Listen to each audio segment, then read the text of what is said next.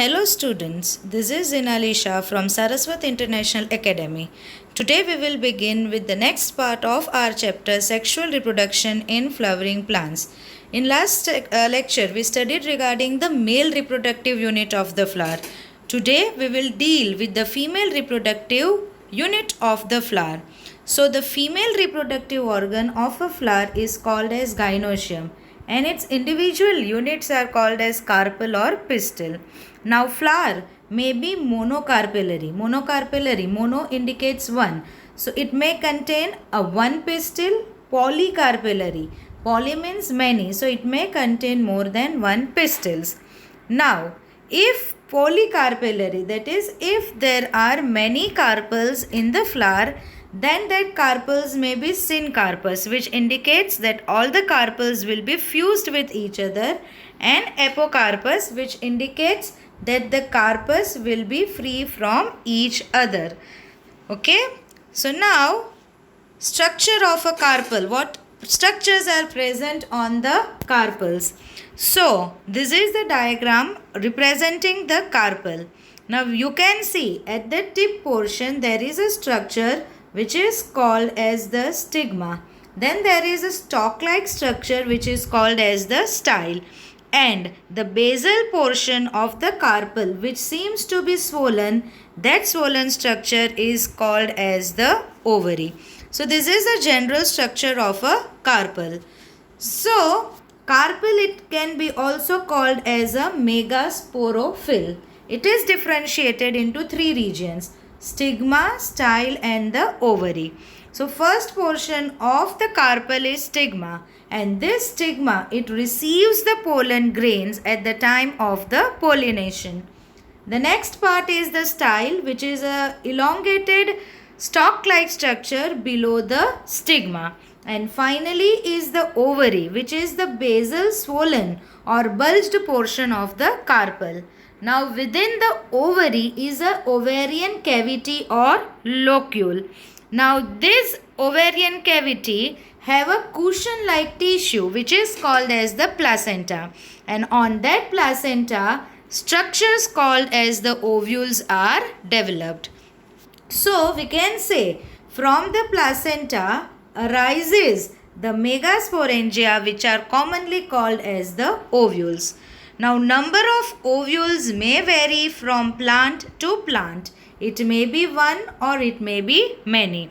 Say for example, all of you might have seen a mango. Now if you recall this fruit mango, you will see that there is inside the mango there is a one seed. So later the ovule gets converted into the seed. So such plants which contains only one seed, or that particular fruits which contain one seeds, they are called as the plants having the one ovule. So one ovule may be present in wheat, paddy, mango, etc. All might have looked around for the watermelon. Inside watermelon many seeds are present. So such plants they possess many ovules. The examples of the plants containing many ovules are papaya, watermelon, orchids, etc. So that was the structure of the carpel. Now certain diagrams are given. The first diagram indicates the general structure of a carpel. You can see that there is a stigma, the tip portion of the carpel. Below the stigma is a elongated stalk-like structure which is called as the style, and below the style is an bulged portion which is called as ovary. We all know that all the parts of the flower, they stand on the structure which is called as the thalamus. The next diagram indicates that it is a carpel which is multicarpellary. Multicarpellary, it is a flower which is multicarpellary, means there are many carpels. But here you can see that the carpels, they are fused with each other, and that condition is called as the syncarpous condition. The name of the flower here is papaver. The next diagram, again it is a multicarpellary flower, but here the carpels, they are free from each other. You can see these carpels, they are not joined with each other. So this is a apocarpous gynoecium, The name of the plant shown here is the Michelia. Now, next thing we will study is the structure of the ovule. Okay. Now, ovule. So, there are different regions which are present in the ovule. So, first of all, what is ovule? So, ovules are the megasporangia which are present within the placenta, or they are attached to the placenta. Where is placenta present? It is present in the ovarian cavity. So, what structures are present within the ovule? So, first important region of the ovule is funicle. So, what is the function of funicle? It attaches the ovule to the placenta. We know that ovules are developed on the placenta. So, the point of attachment of the ovule to the placenta, it is called as the funicle. Now, what is the next structure is the hilum. What is hilum? So, the region where the funicle attaches with the ovule, that region is called as the hilum. So, basically it is a junction between the ovule and the funicle. The very important and the main region of the ovule is the nucellus. So, now this nucellus is a structure which is composed of the parenchymatous cell which stores the abundant food materials. This structure later develops the ovule, later it will form the embryo and it will also nourish the embryo.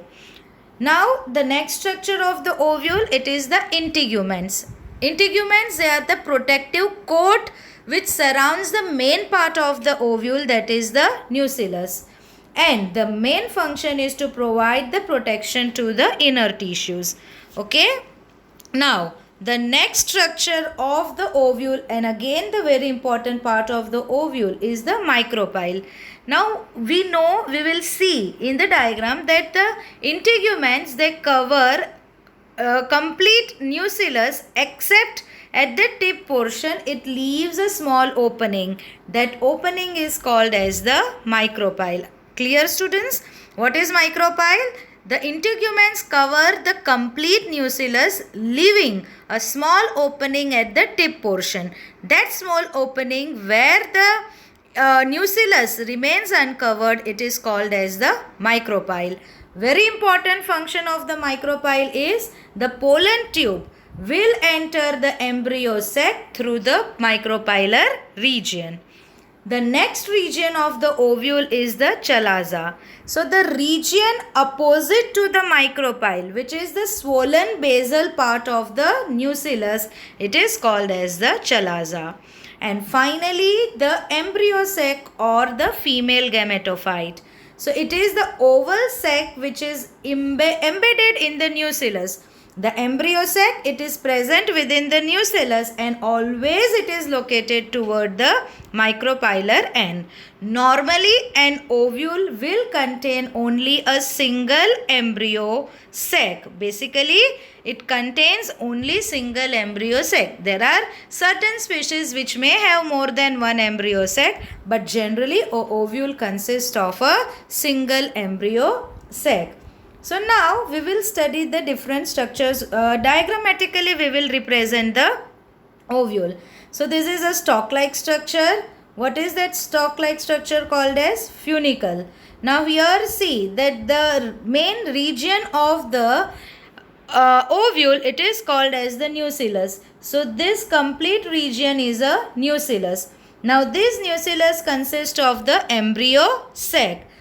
Now, these two are the coatings of the nucellus, and you can see that this coating, they are not present at one region. This region is called as micropyle, and the region opposite to micropyle, it is called as the chalaza. So, these are the different regions present in the ovule. Now, the ovule contains various cells, and these cells will be responsible for formation of the megaspores.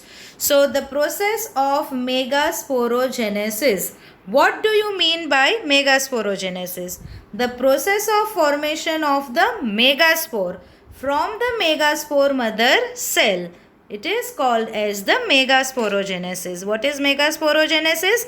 As I told you, the term genesis, it means formation. So what is megasporogenesis? It is formation of the megaspore from the megaspore mother cell. Now inside ovule we have studied that there is a structure called as the nucellus. One of the nucellar cell which is normally located at the micropylar region, it gets differentiated into megaspore mother cell. Okay, one nucellar cell, it gets differentiated into megaspore mother cell. Now which cell will be differentiated into megaspore mother cell? The cell which is larger, which contains the dense cytoplasm and which have the prominent nucleus, it gets differentiated into megaspore mother cells. Now this megaspore mother cell, it undergoes meiosis, and we know that meiosis results into the formation of 4 cells. So here 4 haploid cells will be formed, and these haploid cells are called as the megaspores. Normally, like the microspore tetrad, here also the megaspore tetrad will be formed. Now out of the tetrad, the 3 cells will degenerate. That is, 3 megaspores get degenerated. They get ruptured. And only 1 megaspore will become functional. And this functional megaspore will form the female gametophyte. So that is megasporogenesis. Here the diagrammatically it is represented. Now this is the micropylar end of the ovule. Inside the ovule there is a structure called as the nucellus. One cell of the nucellus gets differentiated and forms the megaspore mother cells. Now this megaspore mother cell, it undergoes the meiotic division. The first meiotic division results in the formation of the 2 cells, that is megaspore dyad. And finally the second meiotic division results in the formation of the 4 cells. Out of the 4 cells, the 3 cells will degenerate and 1 cell will become functional. So that is megasporogenesis, which is formation of the megaspores from the megaspore mother cell. Now how the functional megaspore will be responsible for the formation of the female gametophyte. So next topic is development of the female gametophyte or the embryo sac. We know that gametophyte is a structure which is responsible for the formation of the gametes. So as it is a female gametophyte, it will be responsible for formation of the female gametes. So you have studied that out of the 4 megaspores developed, 3 megaspores will be degenerated and only 1 megaspore remains functional. So this functional megaspore gets converted into the female gametophyte. Now as the only 1 megaspore is converted into a female gametophyte, this method of development of embryo sac is called as the monosporic development. Mono, 1. Sporic, that is 1 megaspore is responsible for formation of the embryo sac. Such method of development is called as the monosporic development. Now, the nucleus of the functional megaspore, it undergoes mitotic division and it results in the formation of the 2 nuclei. Now these 2 nuclei, they move to the opposite poles of the they move to the opposite poles and they results in the formation of the 2 nucleate embryo sac. The first mitotic division of the nucleus results in the formation of the 2 nuclei. These 2 nuclei moves at the opposite pole. Later 2 successive mitotic division results. So first mitotic division results in the formation of 2 nuclei resulting in the formation of 4 nucleated cells. This 4 nucleus later will form the 8 nucleated embryo sac. Now these all mitotic divisions are strictly nuclear. That means that the nuclear division are not followed immediately by the cell wall formation. It means सिर्फ nucleus का division हो रहा है, till now complete cell का formation नहीं हो रहा है. Now at this 8 nucleated cell, at the stage of the 8 nucleated cell, the cell wall later will form and finally it will lead to the formation of the female gametophyte. Now, first of all, what happens? Total 8 cells are there. So, 4 cells will be present at one pole and the other 4 cells will be present at the opposite pole. Now, out of these 8 cells, 6 cells will form the cell wall and the remaining 2 cells, they will form the polar nuclei and later they becomes the central cell. Now what happens? How this female gametophyte will be organized? So out of the total, now there are total 6 cells. At the poles, 3 at one pole, 3 at the other poles and remaining 2 nucleus is present in the center of the embryo sac. So, the 3 cells which are organized at the micropylar end, they are called as the egg apparatus. Now, of the egg apparatus, one cell is large which is called as the egg cell and the remaining 2 cells are smaller which are called as the synergids. Now, synergids will have the structure, thickenings which are called as the filiform apparatus and this filiform apparatus helps in the entry of the pollen tube within the embryo sac. Now, at the opposite end, that is at the chalazal end, there is a group of other 3 cells and that group of cells are called as the antipodals. Now, at the center, I told you that there are 2 polar nuclei. This polar nuclei gets organized into a cell into a large central cell. So basically at maturity we can say that embryo sac is 8 nucleated but it contains only 7 cells because the central 2 nuclei, they are organized within a single cell only. So this is a structure of the embryo sac. You can say this is a micropylar end. So at a micropylar end there are 2 cells which are called as the synergids and there is one egg cell. These 2 structure together is called as the egg apparatus. At the opposite end, chalazal end, there are 3 cells which are called as the antipodal. And centrally there is a large cell which is called as a large central cell which consists of the 2 polar nuclei. So this is a diagrammatic representation again. You can see in the first diagram there are 2 cells which undergoes further mitotic division resulting in the formation of 4 cells. Now these 4 cells again undergo mitotic division and form the 8 cells. Now of the 8 cells, 4 cells are at micropylar end and another 4 cells are at the chalazal end. Of the 4 cells, one cell from each pole, they come to the center and they become the central cell. So now there are 3 cells at the each pole. So the 3 cells at the micropylar end, this is egg apparatus and these are at the chalazal end, it is called as the antipodals. So you can see the general complete process of megasporogenesis and the process of gamete formation.